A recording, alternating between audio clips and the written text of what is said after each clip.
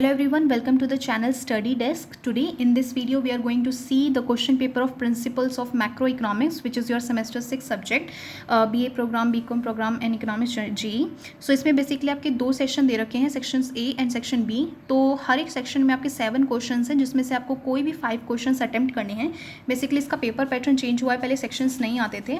तो सबसे पहले जो सेक्शन ए है उसमें आपको शॉर्ट क्वेश्चंस दे रखे हैं, जिसमें से आपको लाइक 5 मार्क्स के, तो आपको इसमें स्मॉल आंसर्स या शॉर्ट में ही आपको एक्सप्लेन करना है.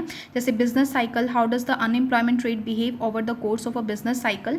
Now your question number 2 is distinguish between GDP and GNP, which is a simple question. Define the term cone economy, what is cost of capital, explain the concept of an automatic stabiliser. Question number 6 is brief describe the components of a monetary aggregates, and question number 7 is explain the relationship between the interest rate and bond price. तो basically simple questions हैं. इन 7 questions में से जो भी आपको अच्छे से आते हो वो आप 5 क्वेश्चंस इसमें से अटेम्प्ट कर सकते हैं. Now your section number B is question number 1, define macroeconomics, explain the following macroeconomics issue, long run economic growth, inflation and unemployment. तो ये भी आपका एक अच्छा क्वेश्चन है, क्योंकि ये भी बहुत बार रिपीट होता है, चैप्टर 1 में से है, तो आप इसको भी अच्छे से करें. Now your question number 2 is explain the income approach method to measuring GDP in 3 sector economy with the help of a diagram. B is what are the functions of money. ये भी काफ़ी repetitive question है. Question number 3 is explain why the savings curve slopes upward and the investment curve slopes downward in the saving investment diagram. Good question. Question number 4 is explain the concept of budget surplus, and second part is what is the value of a transfer payment multiplier smaller than the value of government spending multiplier. Now your question number 5th is explain the net export function and what are the factors which shift the net export functions. मतलब इसमें थोड़ी सी choices कम है, but 7 questions है, तो उसमें से आप 5 questions तो आप अटेम्प्ट कर लोगे.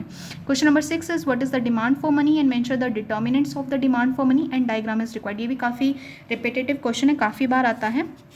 सो आपका जो 6th का बी पार्ट है, ये आपका एक प्रैक्टिकल क्वेश्चन है. इसमें आपको इक्विलिब्रियम लेवल ऑफ इनकम निकालना है, saving at the equilibrium level of income, the value of multiplier and change in income if investment decrease by ₹100 crores, and what will be the equilibrium level of income if the tax is 0. तो ये basically आपका एक practical question है जो आपको दे रखा है. Now उसके बाद आपका जो क्वेश्चन नंबर 7 है वो है what is money multiplier. If checkable deposits C is 1, explain the economic interpretations of it with the help of multiplier. उसके बाद B है डिस्कस द फॉलोइंग कॉन्सेप्ट, जैसे real interest rate, nominal interest rate, inflation rate. तो ये rate भी काफ़ी बार आते हैं, लाइक लास्ट क्वेश्चंस में ही देते हैं बेसिकली. तो ये आपका क्वेश्चन पेपर का जो सेक्शन बी है उसके 7 क्वेश्चंस कंप्लीट होते हैं. इसमें से आपको कोई भी 5 जो भी आपको अच्छे से आते हो वो आपको एक्सप्लेन करने हैं, राइट. तो ये बेसिकली पेपर जो है थोड़ा बच्चों को डिफ़िकल्ट लगता है. तो इसमें आप क्या कर सकते हैं, सबसे पहले आप इसके कॉन्सेप्ट समझिए. उसके बाद मैंने इसके इंपॉर्टेंट क्वेश्चंस पे वीडियो बना रखी है. If you want to check it then please check out the playlist. और बाकी जितने भी सब्जेक्ट्स हैं मैंने सबके पे इंपॉर्टेंट क्वेश्चन सेमेस्टर 6 पे वीडियो बना रखी है, मैंने क्वेश्चन पेपर डाल रखे हैं. तो अगर आप हेल्प लेना चाहें तो वहाँ से भी ले सकते हैं. और आप कंसेप्ट्स क्लियर कीजिए and then you are good to go for the exams. Okay, thank you.